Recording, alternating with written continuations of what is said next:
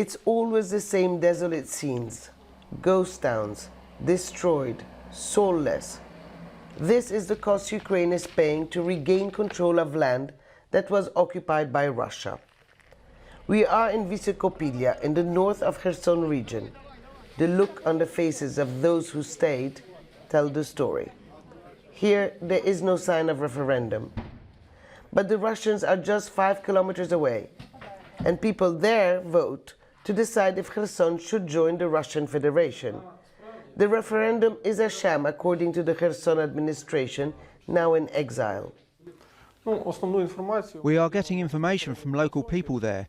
You should understand, it's not a referendum, it's a movie. Everything is done for the cameras. There was no preparation according to the law. They are coming to people's houses with weapons and forcing them. They catch them on the street. Jana voted with her feet by escaping to the Ukrainian side. She won't show her face because some of her relatives are still in the Russian-held part of Kherson. She's worried about what could happen in the days to come. It's very difficult for us to speak to people who are living in areas under Russian occupation, and from here it is impossible to reach those areas. So we asked Andrei if he could call his mother, who is still in Kherson, and tell us what is happening there. About 200,000 people have been displaced by the war since it started 7 months ago. Andrei is one of them. My father died 3 years ago, but when soldiers came to visit my mum, they were looking for her and my dad to vote. There were some people who voted for Russia, but not in big numbers. Many others have fled regions where the referendum has taken place over the past 5 days.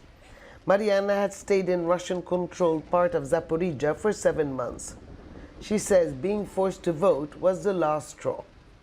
But for her sister VASSILENA, this is a bittersweet moment. It angers me. All your life you grow up with people, you work with them, you live next to them, and then all of a sudden they embrace the colours of Russia, and they are happy and smiling that they are part of Russia.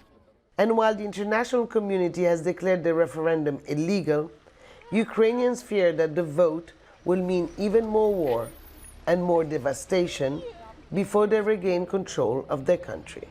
HODA Abdel-Hamid, Al Jazeera in southern Ukraine.